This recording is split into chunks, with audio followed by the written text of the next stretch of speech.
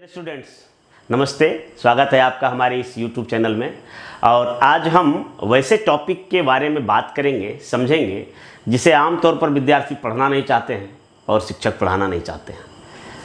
थोड़ा सा टफ है, थोड़ा कठिन है, लेकिन मुझे विश्वास है कि आप हमारे इस पूरा वीडियो को देखेंगे तो आपको अच्छी तरीके से समझ में आ जाएगा। लेकिन इससे पहले अगर अभी तक आप हमारे चैनल को सब्सक्राइब नहीं किए हैं तो सब्सक्राइब कीजिए, लाइक कीजिए, कमेंट कीजिए और बेल आइकन जरूर दबाइए। तो हम बात करेंगे आज प्राग ऐतिहासिक काल।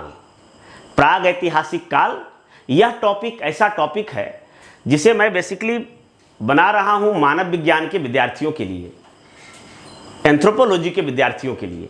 लेकिन यह टॉपिक समान रूप से इतिहास के विद्यार्थियों के लिए भी उतना ही उपयोगी है। इतिहास, प्राचीन इतिहास, जब हम प्राक इतिहास की बात करते हैं, जब प्री हिस्ट्री की बात करते हैं, तो उस समय का जो टॉपिक होता है इतना क्लिष्ट होता है कि हमें समझ में नहीं आता है। तो इस वीडियो के माध्यम से आप आसानी से समझ सकते हैं। तो ये देखिए प्राग ऐतिहासिक काल, जिसे हम प्राक इतिहास भी बोलते हैं। इंग्लिश में अगर बात करें तो प्री हिस्ट्रिक पीरियड या फिर प्री हिस्ट्री।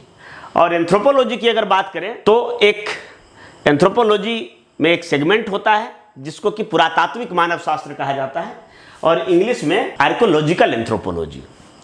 आर्कोलॉजिकल एंथ्रोपोलॉजी के अंतर्गत जो भी उत्खनन से प्राप्त हुए हैं वस्तुएं, उसके बारे में एक सवाल बीपीएससी में पूछता है। यूपीएससी में भी इससे सवाल पूछे जाते हैं। ठीक उसी प्रकार इतिहास के विद्यार्थियों के लिए भी अगर ऑप्शनल है तो ऑप्शनल में यह सवाल रहता है, और इसके साथ ही वनडे एग्जाम में जो पीटी एग्जाम है वहाँ भी सवाल इनसे रहते हैं। तो आज हम पूरे प्राक इतिहास पर एक ओवरव्यू डालेंगे। इससे पहले हम एक चित्र के माध्यम से समझते हैं कि प्राक इतिहास में हमारे जो पूर्वज थे, जो मानव पूर्वज थे, वो कैसे रहते थे। ये देखिए एक फिगर है जिसे मैंने इंटरनेट से डाउनलोड किया है। तो उस समय का जीवन कैसा था? बिल्कुल यायावर जीवन था। ना परिवार का विकास हुआ था, ना कोई नगर का विकास हुआ था, ना गांव का विकास हुआ था। हर कोई यायावर था, हर कोई मुसाफिर था, जिसका कहीं घर और ठिकाना नहीं था। जहां रात हो गई वहीं जिंदगी थम जाती थी। सुबह होते ही लोग भोजन की तलाश में अलग अलग दिशाओं में चले जाते थे और दिन भर कंद मूल फल चुनते थे, खाद का संग्रहण करते थे, हंटिंग करते थे, शिकार करते थे, मछली पकड़ते थे। और खाने के बाद जब शाम हो गया तो हर आदमी अलग अलग ग्रुप से जाके कहीं पे मिल जाता था और वहीं रात बिताते थे, और पुनः जो है सुबह होते लोग अलग अलग दिशाओं में निकल जाते थे। तो कोई परिवार का विकास नहीं हुआ था, कोई गांव समाज का विकास नहीं हुआ था। और उस काल में लोग कच्चा मांस खाते थे, कपड़े भी नहीं पहनते थे, और सबसे बड़ी बात है कि उस काल में कोई सभ्यता संस्कृति का भी विकास नहीं हुआ था। तो ये सभ्यता संस्कृति का कैसे विकास हुआ है और मानव के अंदर किन किन खूबियों के वजह से उनके अंदर ऐसा कैपेसिटी आया कि वो सभ्यता संस्कृति का विकास कर पाया, और मानव से और भी जो स्तनधारी हैं, स्तनधारी वर्ग के प्राणी हैं, या फिर जो एप हैं, मंकी हैं, बंदर हैं, वो क्यों नहीं सभ्यता और संस्कृति का विकास कर पाया। तो इस पर हम जानेंगे। इस चित्र को देखिए, ऐसे ही रहते थे लोग। उधर नदी है, घास है, इधर शिकार को मार कर खा रहे हैं, और इधर सारे जीव जंतु, जंगली सारे एक साथ रहते थे। मतलब कि मनुष्य का जीवन भी एक जंगली जानवर की तरह ही था। परंतु सभ्यता संस्कृति कैसे आया, अगर इसकी बात करें तो सबसे पहले हमें चलना पड़ेगा कि मानव का संस्कृति का काल विभाजन क्या है। मानव ने वातावरण से समायोजन के लिए जो कुछ उपागम अपनाए वही संस्कृति है। सबसे पहले हम संस्कृति टर्म को बढ़िया से समझ लें कि संस्कृति क्या है। तो मानव जिस वातावरण में रहता था उस वातावरण के प्रति अनुकूलन स्थापित करने के लिए, उससे समायोजन स्थापित करने के लिए, उस कठोर वातावरण में अपने आप को टिकाए रखने के लिए जो भी युक्ति लगाया, जो भी उन्होंने उपकरण बनाए, जो भी औजार बनाए, और जो भी अपना विचार और दर्शन बनाए, तो वही संस्कृति है। संस्कृति को इस प्रकार से हम दो भाग में बांट सकते हैं। एक अमूर्त भाग, जैसे विचार हो गया, नियम हो गया, कानून, प्रथा, परंपरा, रीति रिवाज, ये सब अमूर्त पाठ है। और मूर्त पाठ जिसे कि हम भौतिक भाग कह सकते हैं, वह जो मनुष्य द्वारा बनाए गए जितने भी औजार, उपकरण और विज्ञान एवं प्रौद्योगिकी के सहारे आज जितने भी आविष्कार हुए हैं, वे सारे जो है वो संस्कृति मूर्त भाग हैं, यानी फिजिकल पार्ट हैं। तो इस तरह से संस्कृति का निर्माण मनुष्य ने अपने विशिष्ट वातावरण से समायोजन हेतु किया और आज भी कर रहे हैं। लेकिन प्रारंभ में विज्ञान और प्रौद्योगिकी इतना डेवलप नहीं था। मानव वातावरण से समायोजन स्थापित करने के लिए सबसे पहले पत्थर का औजार बनाना प्रारंभ किया, और पत्थर के औजार बनाते बनाते धीरे धीरे वो धातु के औजार बनाने लगे, और आज कंप्यूटर और बड़े बड़े मिसाइल से लेके अंतरिक्ष यान तक बनाने लगे। तो सबसे पहले हम पढ़ेंगे कि पूरा जो मानव का इतिहास है उसको हम कितने भाग में बांट सकते हैं। जो पूरा मानव का सभ्यता और संस्कृति है उसका काल विभाजन क्या है। तो आइए देखते हैं एक नज़र हम काल विभाजन पर। तो मानव संस्कृति का जो काल विभाजन किया गया है तो हम 3 भाग में इसको बांट सकते हैं, पहला, दूसरा और तीसरा। तो पहले भाग में हम प्राग ऐतिहासिक काल को रखते हैं, या इसे प्राक इतिहास भी कहा जाता है। इंग्लिश में इसे प्री हिस्ट्रिक पीरियड कहेंगे। यह ऐसा काल है जब मनुष्य लिखना पढ़ना नहीं जानता था, यानी उस काल के बारे में हमें जो जानकारी मिलता है वह पूरी तरह से अलिखित साक्ष्य पर हमें डिपेंड रहना पड़ता है। यानी मानव द्वारा जो भी कलाकृतियां बनाया गया था, चाहे वो पत्थर के औजार हो, बर्तन हो या फिर घर हो, जो भी बनाए गए थे उस समय ज़्यादातर पत्थर के ही औजार बनते थे, पत्थर हड्डी के।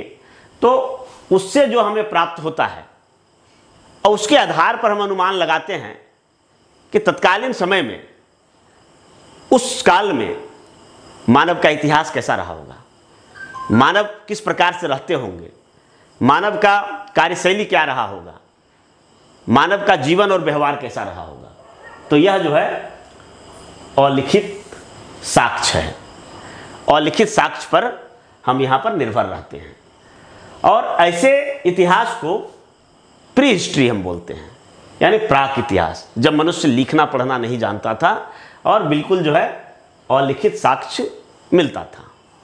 हालांकि ये प्री हिस्ट्री जो टर्म है वह एक प्रकार का भ्रामक शब्द है, क्योंकि विद्वानों का मानना है कि जब से ब्रह्मांड का उद्भव हुआ है तब से द्रव्यमान और समय के बीच जो रिलेशन है उस कारण से पूरे काल को हम इतिहास कह सकते हैं।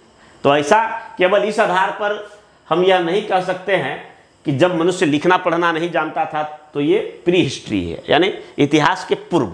तो इतिहास के पूर्व जैसा ऐसा कोई तथ्य नहीं है, वास्तव में यह भ्रामक शब्द है, इसलिए प्री हिस्ट्री इसका नाम नहीं होना चाहिए। परंतु चूंकि एक बार जब कोई उपमा दे दिया जाता है तो वह स्थायी हो जाता है। तो इस प्रकार से ये प्राग ऐतिहासिक काल है जब मनुष्य लिखना पढ़ना नहीं जानता था। दूसरे काल को अगर हम देखें तो इसे कहा जाता है आद्य इतिहास। आद्य इतिहास या आद्य ऐतिहासिक काल, इंग्लिश में बोले तो प्रोटो हिस्ट्रिक पीरियड। इस काल में, इस काल के इतिहास को जानने के लिए, इस काल के मानव जीवन को जानने के लिए हमारे पास लिखित साक्ष्य है, लिखित साक्ष्य मौजूद है, परंतु यह लिखित साक्ष्य कैसा है तो अपठनीय है। मतलब लिखा हुआ है, मनुष्य ने उस काल में लिखना पढ़ना सीख गया था, परंतु उन्होंने क्या लिखा क्या पढ़ा वो आज हम नहीं समझ पाते हैं। जैसे हमारे देश की सिंधु घाटी का इतिहास देखें तो सैंधव लिपि को अभी तक कोई पढ़ नहीं पाया है। कई विद्वानों ने दावा किया है कि सिंधु लिपि को पढ़ने में सफलता पाया, लेकिन उसको अभी तक मान्यता नहीं मिला। जैसा कि आप लोग जानते होंगे कि मौर्य काल के लिपि को भी बहुत दिनों तक नहीं पढ़ा गया था। तो पहली बार जेम्स प्रिंसिप ने 1837 ईस्वी में मौर्य लिपि को पढ़ा था। तो उसी प्रकार सैंधव लिपि को भी पढ़ने में सफलता नहीं मिली। मतलब आद्य इतिहास, प्रोटो हिस्ट्री, वैसे काल को हम कहते हैं जहाँ की लिखित साक्ष्य है लेकिन अपठनीय है, जिसे पढ़ा नहीं जा सका। और इसी प्रकार तीसरे भाग में हम देखें तो ऐतिहासिक काल। ऐतिहासिक काल हम उस काल को कहते हैं जब मनुष्य लिखना पढ़ना सीख गया था और उसके द्वारा लिखे गए जो लिपि है उसको हम आसानी से पढ़ सकते हैं। यानी अगर भारत में देखें तो वैदिक काल के बाद का जो इतिहास है उसको पढ़ा जा सका है, उसका पढ़ के अंग्रेजी में अनुवाद हुआ, हिंदी में अनुवाद हुआ और उस काल के इतिहास को सब लोग जानते हैं। तो यानी जहाँ पर लिखित साक्ष्य मौजूद हो और जो पूरी तरह से पठनीय हो, उस काल को हम ऐतिहासिक काल कहते हैं। यानी वैदिक सभ्यता के बाद के काल को ऐतिहासिक काल कह सकते हैं और यह जो है पठनीय होगा। तो इस तरह से पूरे मानव की संस्कृति को हम 3 भाग में विभाजित कर सकते हैं, प्रागैतिहासिक काल, आद्य ऐतिहासिक काल और ऐतिहासिक काल।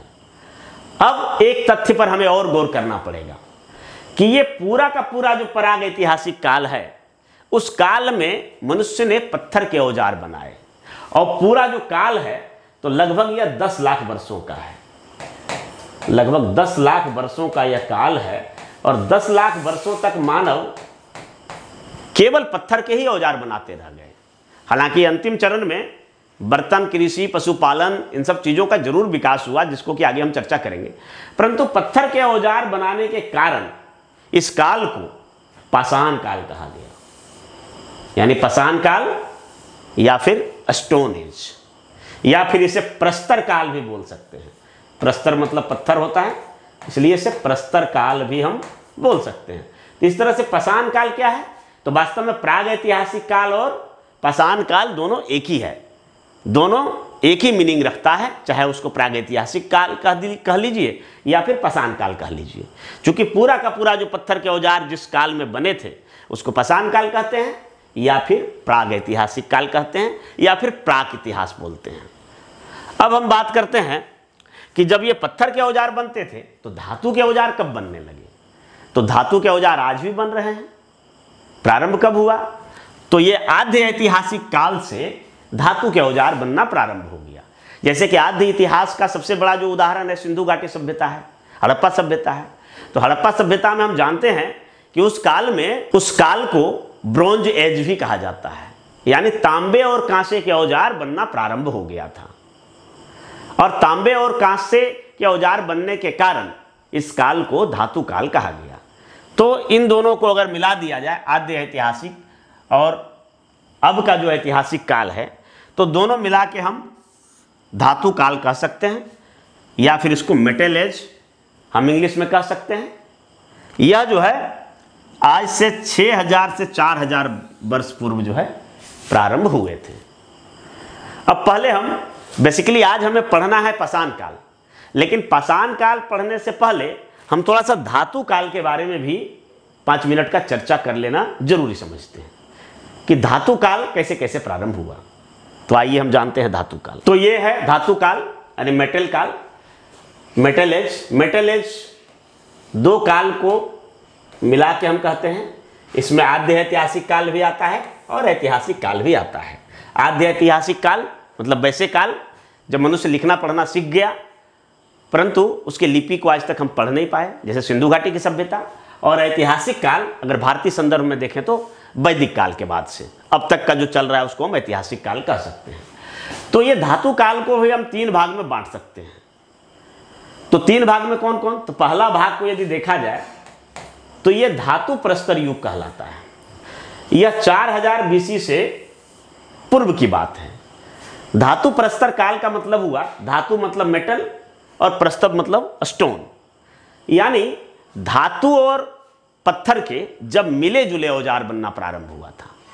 यानी पत्थर के औजारों को मानव अभी बनाना छोड़ा नहीं था, परंतु उन औजारों में उनके नोक को धारदार बनाने के लिए, जैसे बैलगाड़ी के पहिए पर हाल चढ़ाने के लिए हल वगैरह का जो हम देखते हैं फाल का प्रयोग होता है, तो उस तरह से कई पत्थरों के औजार को और उसकी मारक क्षमता को तेज करने के लिए वहाँ पर धातुओं का भी प्रयोग होने लगा था। और इस काल को हम कहते हैं चाल्कोलिथिक एज। चाल्कोलिथिक एज उस काल को कहते हैं जब धातु और पत्थर के मिले जुले औजार बनते थे। दूसरे काल को देखें तो दूसरे काल में देखिए ये मेटल युग का दूसरा भाग है और इस भाग को हम लोग ताम्रकांस्य युग कहते हैं। ताम्रकांस्य युग यानी ब्रॉन्ज एज, ब्रॉन्ज एज। और ये 4000 BC से 1200 BC तक चला। भारत में ब्रॉन्ज इस काल का जो ताम्रकांस्य युग है, इसका सबसे बड़ा जो एग्जाम्पल है वो सिंधु घाटी सभ्यता या हड़प्पा सभ्यता है। और उसके बाद तीसरा फेज में देखें तो लौह युग आया। सिंधु घाटी के सभ्यता के लोग भी हालांकि लोहा से परिचित थे, परंतु लोहा का व्यापक पैमाने पर उपयोग नहीं हुआ था। और बाद में जब हम देखते हैं कि आर्यों का आगमन हुआ हमारे देश में, अब वैदिक सभ्यता प्रारंभ हुआ, तो उस काल से लोहे का उपयोग काफ़ी ज़्यादा मात्रा में बढ़ गया था। तो तब से आज तक के काल को हम लौह युग कह सकते हैं। आज भी हमारे जीवन में लोहा का, मानव सभ्यता संस्कृति में लोहा का बहुत बड़ा महत्व है। परंतु इस काल में एक और एडिशनल हम रख सकते हैं, आज के युग में केवल लोहा का प्रयोग नहीं होता है, बल्कि जितने सारे धातु हैं सबका प्रयोग होने लगा है। पत्थर का भी प्रयोग होता है आज भी। तो इस तरह से सारे धातु मिलाकर और नया टेक्नोलॉजी जो आया है मानव जीवन में, इस काल को तकनीकी युग कहते हैं। हालांकि इसकी शुरुआत तो पहली शताब्दी से ही हो गया था, तकनीकी का मानव जीवन में प्रवेश हो गया था। परंतु अगर हम 1850 के बाद देखें, जब से औद्योगिक क्रांति की शुरुआत हुई, तब से तकनीकी युग काफ़ी जोर शोर से आया। और आज पत्थर के औजार बनाने वाले आदि मानव ने आज यहाँ तक सभ्यता और संस्कृति का विकास कर लिया कि वो रॉकेट बना रहा है, हवाई जहाज बना रहा है, कंप्यूटर बना रहा है, अंतरिक्षयान बना रहा है, मिसाइल बना रहा है। तो इस कारण से हम इसे तकनीकी काल हम कहेंगे। और अब हम बात करेंगे प्राग ऐतिहासिक काल के बारे में, यानी पाषाण काल के बारे में। तो आइए पाषाण काल। पाषाण काल, जैसा कि हमने बताया कि पाषाण काल लगभग 9 से 10 लाख वर्षों का रहा था। मानव पत्थर के ही औजार बनाने लगे थे। तो इतने बड़े काल को हम अगर देखें तो इनमें भी कई स्तर देखने को मिलते हैं। प्रारंभ में जब मानव ने पत्थरों का औजार बनाना प्रारंभ किया था, तब के पत्थर के औजार थोड़ा भद्दे होते थे, मोटे होते थे, भारी होते थे और उसके मारक क्षमता थोड़ी कम होती थी। लेकिन जैसे जैसे समय बीतता गया तो मानव के औजार हल्के होते गए, उसकी मारक क्षमता बढ़ती गई और वो नुकीले होते गए, पॉलिशदार होते गए और धीरे धीरे वो नक्काशीदार होते चले गए। तो इसके आधार पर मानव ने जो पत्थर के औजार बनाए, तो उसके आधार पर हम पूरे पाषाण काल को 3 भाग में विभाजित कर सकते हैं। और इस 3 भाग का, हालांकि प्रारंभ में 2 ही भाग विभाजित किया गया था, एक पूरा पाषाण काल था और दूसरा नव पाषाण काल। लेकिन कई विद्वानों ने देखा कि पूरा पाषाण काल से सीधा नव पाषाण काल ना आके बीच में एक संक्रमण काल भी था, जिसको कि मध्य पाषाण काल का उपमा दिया गया। तो ये 3 भाग में पाषाण काल को बांटा जा सकता है। आगे बात करने से पहले हम एक चीज और समझेंगे कि किस पत्थरों को देखकर ये खोज हुआ था कि मानव कभी पत्थर के औजार बनाते थे। तो हम बात करेंगे फ्रांसीसी विद्वान बोसर दी पर्थ के बारे में। बोसर दी पर्थ फ्रांसीसी विद्वान थे, जिन्होंने सोम नदी के किनारे, फ्रांस में सोम नदी पेरिस के बगल में बहती है, वहां पर एक विशेष प्रकार का पत्थर को देखा था, जिसे चकमक पत्थर कहा जाता है। चकमक यानी फ्लिंट। और उन पत्थरों को देखकर बोसर दी पर्थ ने कहा था कि यह जो है अति प्राचीन है और साथ ही साथ मानव निर्मित है। ये चकमक पत्थर फ्लिंट जो कि मानव निर्मित और अति प्राचीन बोसर दी पर्थ ने माना था। और तब जाके मानव द्वारा बनाए गए पत्थर के उपकरणों की व्यापक स्तर पर खोज होने लगी। तो व्यापक स्तर पर खोज होने लगी तो पूरा पाषाण काल में यह देखा गया कि इस समय के औजार, जो प्रारंभिक तौर पर औजार बनाए गए थे, तो वो उतने ज़्यादा इफेक्टिव नहीं थे, भद्दे थे। 3 प्रकार के जो काल विभाजन किया गया है, इसको थोड़ा सा अंग्रेजी में अभी हम देख लेते हैं, इंग्लिश में। तो पूरा पाषाण काल का ये पैलियोलिथिक एज, मध्य पाषाण काल को हम मेसोलिथिक एज कहते हैं और नव पाषाण काल को हम नियोलिथिक एज कहते हैं। ये 3 भाग है। तो पूरा पाषाण काल यह सबसे लंबा काल था और सबसे लंबा काल में यहाँ पर इस काल को भी 3 भाग में विभाजन किया गया, जिसको कि हम आगे चर्चा करेंगे। परंतु हम यह देख लेते हैं, सबसे पहले यह देख लेते हैं कि इसको 3 भाग में कैसे विभाजित किया गया। निम्न पूरा पाषाण काल, इंग्लिश में इसे लोअर पैलियोलिथिक एज बोलते हैं। दूसरा है मध्य पाषाण काल और अंग्रेजी में इसे मिडिल पैलियोलिथिक एज कहते हैं। मध्य पूरा पाषाण काल मिडिल पैलियोलिथिक एज, और तीसरा है उच्च पुरापाषाण काल यानी हायर पैलियोलिथिक एज। इस तरह से पुरापाषाण काल जो कि सबसे लंबा काल था उसे 3 भागों में बांटा गया। सबसे जो प्राचीन काल था निम्न पुरापाषाण काल, यह इनमें से भी यह सबसे लंबा था और यह लगभग 7-8 लाख वर्षों का था। 7-8 लाख वर्ष लंबा था और इसे बनाने वाले जो मानव थे, जो मानव प्रजाति थी, उसका नाम था होमो इरेक्टस। इस काल में जो प्रमुख औजार बने थे उसका नाम था चॉपर, चॉपिंग और हैंडेक्स। अब हम आगे समझाएंगे कि होमो इरेक्टस क्या है और चॉपर, चॉपिंग, हैंडेक्स किस प्रकार के औजार थे।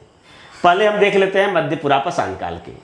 तो मध्य पुरापाषाण काल में थोड़ा सा एडवांस हो गए और मानव की प्रजाति भी बदल गई। और इस काल में जो मानव की प्रजाति आई वह प्रजाति थे निएंडरथल मानव, और इसके द्वारा जो औजार बनाए गए थे वह औजार थे क्लीवर और स्क्रैपर। ये निएंडरथल मानव द्वारा बनाया गया क्लीवर और स्क्रैपर। और अगर तीसरे चरण की बात करें उच्च पुरापाषाण काल का, तो यहाँ पर यह संक्रमण काल था। इसके बाद मध्य पाषाण काल का टर्म आता है। तो यहाँ पर मानव सभ्यता काफ़ी तेजी से आगे बढ़ी थी और यहाँ पर मानव के औजार भी सूक्ष्म हो गए थे और तेज औजार हो गए थे। और पहली बार इस धरती पर उच्च पुरापाषाण काल में होमो सेपियंस मानव आए थे। ये पीछे जो बताए हैं होमो इरेक्टस, यह भी मानव प्रजाति है, मानव के पूर्वज हैं। उसके बाद निएंडरथल भी मानव के पूर्वज हैं। लेकिन होमो सेपियंस जो आज की मानव है वो पहली बार इसी उच्च पुरापाषाण काल में इनका उदय हुआ था। होमो सेपियंस द्वारा जो औजार बनाए गए थे उच्च पुरापाषाण काल में, वो औजार थे, जो प्रमुख औजार थे वे थे ब्लेड और ब्यूरिन। तो इस प्रकार से जैसे जैसे औजारों का स्थिति बदलते गया, औजारों का स्वरूप बदलते गया, तो उस तरह से ये काल विभाजन किया गया है। अब अगर समय की बात करें तो समय एक अनुमानता समय है, कहीं फिक्स नहीं मिलेगा। तो एक अनुमान के मुताबिक यह जो है लगभग पुरापाषाण काल आज से 10 लाख वर्ष पूर्व प्रारंभ हुआ था और ये काल बहुत लंबा था। और उसके बाद जब मध्य पाषाण काल आया और उच्च पुरापाषाण काल आया तो इसको एक अनुमान के मुताबिक, चूंकि सन ईस्वी की शुरुआत जब हुई वो आज से 2000 पहले की कहानी है, 2000 वर्ष पहले की कहानी है। परंतु अगर पीछे चले जाएं तो पीछे कुछ दिन तक, कुछ समय तक हम बीसी में बात करते हैं, जैसे 600 बीसी, यानी सन ईस्वी शुरुआत होने से पहले 600 वर्ष पहले। लेकिन जब काफ़ी समय आगे चले जाएंगे तो इतना वर्ष पूर्व, जैसे 10 लाख वर्ष पूर्व, 1 करोड़ वर्ष पूर्व, जैसा कि हम लोग जानते हैं कि लगभग 2.5 करोड़ वर्ष पूर्व ट्रायसिक और जुरेसिक युग था। तो उसी प्रकार हम पूर्व से बात करेंगे। तो इसको भी देख लेते हैं कि ये कब की है। अगर हम समय की बात करें तो निम्न पुरापाषाण काल का जो समय था वह 10 लाख वर्ष से पूर्व 50,000 वर्ष पहले तक का था। अगर हम मध्य पुरापाषाण काल की बात करें तो यह 50,000 से लेके 25,000 वर्ष पूर्व की कहानी है। अगर हम उच्च पुरापाषाण काल की बात करें तो यह 25,000 से लेके 7,000 वर्ष पूर्व तक की कहानी है। उच्च पुरापाषाण काल का जो काल है वो 25,000 वर्ष से लेके 7,000 वर्ष पूर्व तक का है। और इसी प्रकार यह जब खत्म होता है तब फिर टर्म आता है मध्य पाषाण काल का। तो मध्य पाषाण काल का जो समय है वह है, मध्य पाषाण काल का जो पीरियड है वो लगभग 7,000 से 6,000 वर्ष पूर्व तक का है। और इसमें जो औजार बने थे उसके बारे में हम चर्चा करते हैं। तो मध्य पाषाण काल का जो काल था तो यह थोड़ा संक्षिप्त काल था और 7,000 वर्ष से पूर्व लेके 6,000 वर्ष तक रहा था। लेकिन इस काल में आते आते मानव के अन्य डायमेंशन में भी काफ़ी परिवर्तन हुए। सबसे पहले तो औजार को ही देखें तो औजार इनके सूक्ष्म होते चले गए, बारीक हो गए, परिष्कृत हो गए और छोटे आकार के हो गए। जो बड़े बड़े औजार होते थे उन औजारों का आकार घट गया और इनके औजार जो थे मुख्यतः वो चीड़दार वृक्ष जैसा हारपून मछली मारने का एक औजार होता है, तो चीड़ वृक्ष के जैसा एक हारपून और छोटे छोटे कुल्हाड़ा, हेवन एक्स जिसको बोलते थे, तो हेवन एक्स के रूप में होने लगे। इसके अतिरिक्त देखें तो मनुष्य जो है औजारों के पकड़ के लिए हत्थे का प्रयोग करना प्रारंभ हो गए। पहले जो औजार होते थे वो सिर्फ पत्थर के होते थे, लेकिन अब उसमें लकड़ी या किसी अन्य चीज का हत्था पकड़ने के लिए हैंडल का प्रयोग किया जाने लगा था। आसान शिकारों को औजारों से मारने लगे थे और अपना ये आवासन जो है, इनका रहन सहन वो झीलों के किनारे होने लगे थे। अल्प मात्रा में बर्तनों का भी विकास प्रारंभ हो गया था और कुत्ता जैसे जीव जंतुओं को पालतू भी बनाने लगे थे। साथ ही ये तीर धनुष का भी प्रयोग करने लगे थे।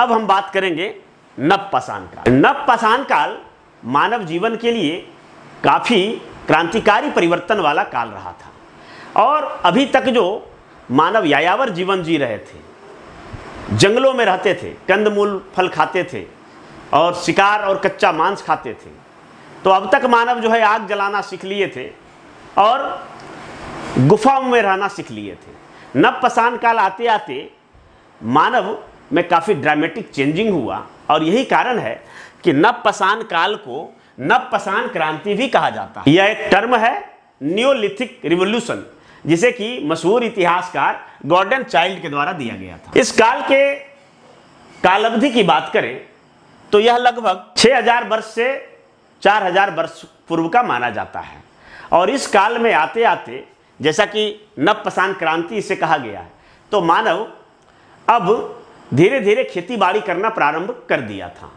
और चूंकि बर्तनों का विकास हो चुका था, इसके पहले ही हो चुका था, यहाँ आते आते बर्तनों का विकास काफ़ी तेजी से बढ़ा और मानव जो है नदी घाटी के किनारों बसना भी प्रारंभ कर दिया था और इस काल में पशुपालन भी तेजी से बढ़ा। तो 3-4 टर्म जो देखते हैं मानव जीवन का, तो वो काफ़ी जो है क्रांतिकारी रहा। पहिया का आविष्कार भी मानव ने इस काल में कर लिया था। बर्तनों के विकास ने मानव सभ्यता को काफ़ी हद तक प्रभावित किया और जब बर्तनों का विकास हुआ तब मानव द्वारा जो कृषि की जाने लगी, तो कृषि अधिशेष को, जो एग्रीकल्चर सरप्लस है, वो बर्तनों में रखा जाने लगा और जब बर्तनों में रखा जाने लगा तो मानव में बचत की टेंडेंसी क्रिएट हुआ और जब बचत होने लगा तो परिवार के सभी लोगों को काम करने से मुक्ति मिल गई। तो कुछ लोगों ने सोचना प्रारंभ किया और जब मानव ने सोचना प्रारंभ किया और उसी सोच के फलस्वरूप विज्ञान, दर्शन, ज्ञान और सारे तथ्य जो है उभर कर आए और इस तरह से मानव सभ्यता संस्कृति को विकास में काफ़ी तेजी मिला। कृषि हुआ, पशुपालन हुआ, पहिया के विकास ने एक स्थान से दूसरे स्थान तक जाना सुगम बना दिया और अस्थायी बसावट के कारण, चूंकि मानव जो है घुमंतु जीवन व्यतीत करते थे, तो कुछ सोचने समझने का मौका नहीं मिलता था, हमेशा भोजन की तलाश में रहते थे और फूड इनसिक्योरिटी हमेशा उसके मन में रहता था।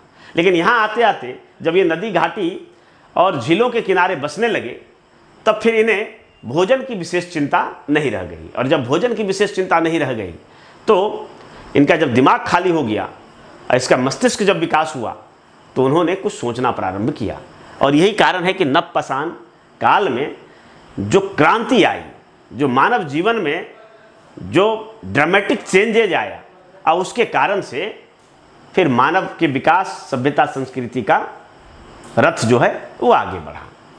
तो इस तरह से हम पाषाण काल को जो 3 भाग में बांटे और उनमें से भी पूरा पाषाण काल के जो हम 3 भाग बांट कर दिखाए, निम्न पुरापाषाण काल, मध्य पुरापाषाण काल और उच्च पुरापाषाण काल। तो ये पूरा पाषाण काल पत्थर के औजारों के इर्द गिर्द घूमता रहा। हालांकि इस दौरान कई ऐसे अन्य चीज़ों का भी आविष्कार हुआ जिससे मानव सभ्यता को आयाम मिला। यहाँ पर हम 2 टर्म हम देखे थे, एक तो औजार से संबंधित चॉपर, चॉपिंग हैंड एक्स, इसके बाद इधर हम cleaver, scraper, blade, burin, hand axe, ये सब जो औजार की बात की है इसको भी हम समझेंगे आगे और इस चीज़ को हम समझेंगे कि ये मानव का जो प्रजाति है, होमो सेपियंस, निएंडरथल, होमो इरेक्टस, इसमें क्या समानता है और इसके बीच की क्या कड़ी है। लेकिन उसको समझने से पहले हम देख लेते हैं, कुछ चित्रों पर नज़र डाल लेते हैं कि किस प्रकार की पाषाण काल में मानव सभ्यता हुआ करती। कुछ झलकियाँ देख लीजिए किस प्रकार से ये शिकार करते थे, गड्ढा खोद के शिकारों को बजाते थे। उस काल में मैमथ जैसे रहे होंगे, हाथी और गैंडा का मिला जुला रूप। ये गुफाओं में लोग रहते थे ये प्राणी है इसका शिकार करने के लिए, और इस तरह से लोग रहते थे। औजारों की अगर बात करें तो ये सबसे पहला जो औजार बना था मानव द्वारा, से मानते हैं कुल्हाड़ी। वास्तव में वो कुल्हाड़ी नहीं था, आधुनिक कुल्हाड़ी के जैसा नहीं था, बल्कि उसको हस्त कुठार कह सकते हैं, पत्थर के औजार थे। तो ये पत्थर के औजार है। सबसे पहले मानव द्वारा निर्मित औजारों को बोसर दी पर्थ फ्रांसीसी विद्वान ने सोम नदी के किनारे खोजा था, और ये जो प्रथम औजार थे तो वो हस्तकुठार इस प्रकार के कुछ हुआ करते थे, जिसको कि हाथ से पकड़कर चलाया जाता था। मतलब यही कुल्हाड़ी जो है सबसे प्राचीन कुल्हाड़ी है, जिसे मानव ने बनाया था, और इसके मदद से शिकारों के मारने, उसका खाल निकालने और मांस को काटने में, और इसके साथ साथ पेड़ पौधों को काटने के लिए उपयोग करते थे। तो यही है जिसका नाम है हस्तकुठार।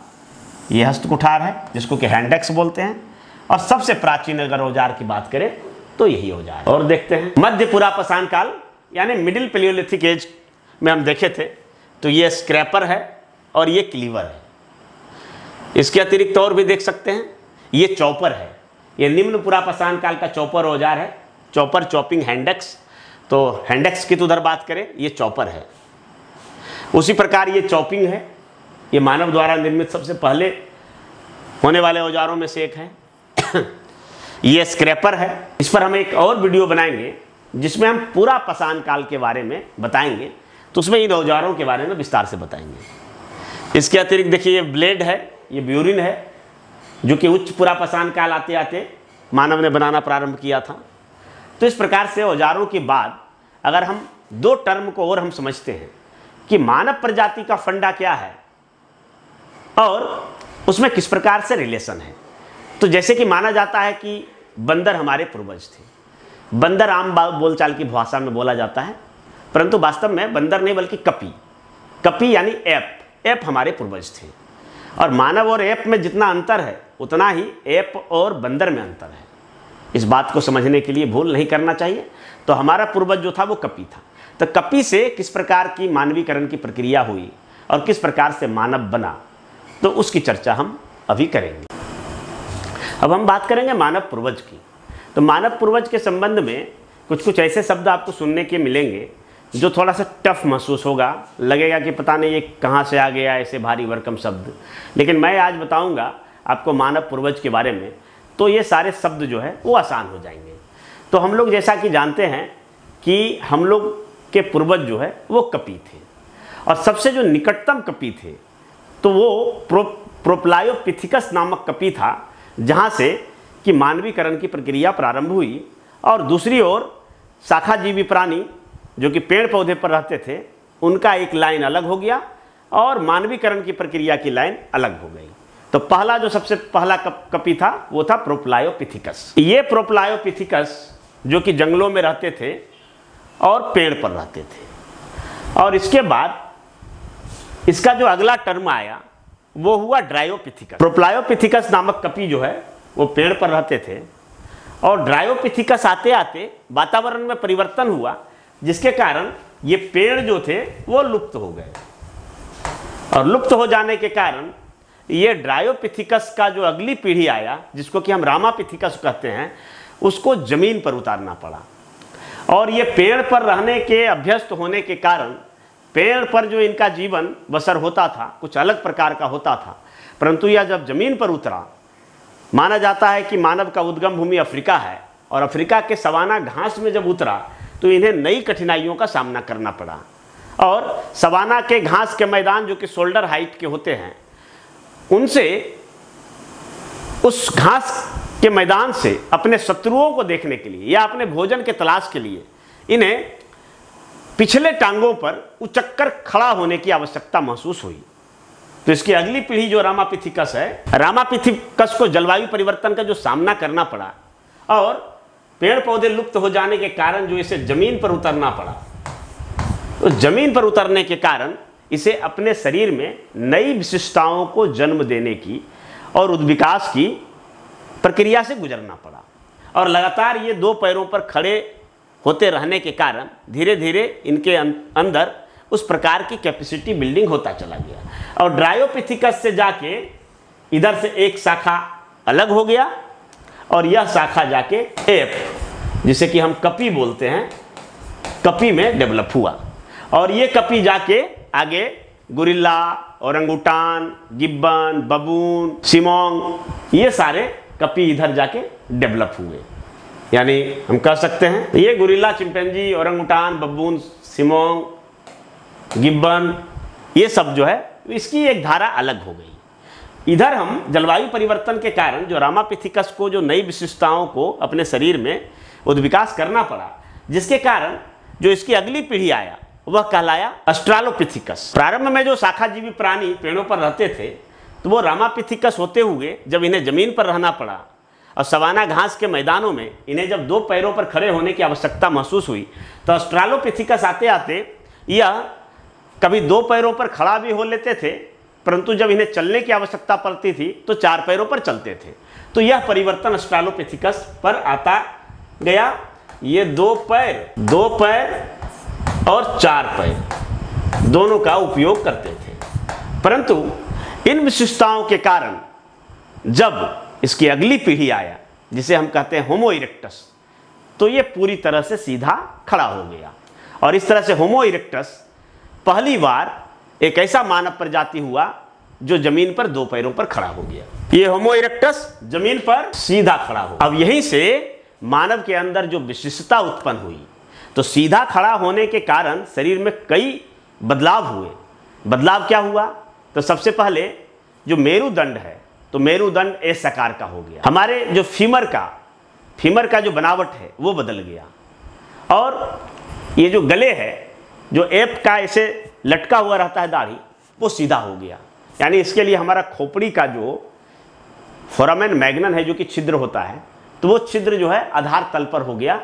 और ये सब जो उद्विकास हुआ तो मानव सीधा खड़ा हो गया। और जब सीधा खड़ा हुआ तो मानव का हाथ फ्री हो गया। अब तक जो चलने के लिए 4 पैरों का सहारा लेते थे, मतलब हाथ का भी सहारा लेना पड़ता था, अब सीधा खड़ा होने के कारण ना सिर्फ मानव का हाथ खड़ा हो गया, हाथ फ्री हो गया, बल्कि मानव अब जो है वो तेज़ी से दौड़ सकता है, तेज़ी से मुड़ सकता है, कहीं भी चढ़ सकता है, उतर सकता है। और इसके अलावे इनकी विशिष्ट प्रकार की आँखों में जो केंद्रित करने वाली निगाहें आई, जो इसका मस्तिष्क धीरे धीरे विकसित होता गया, और अन्य प्रकार की जो उंगलियों की बनावट है, उस कारण से मानव औजार को बनाने लगे और औजार का प्रयोग करने लगे।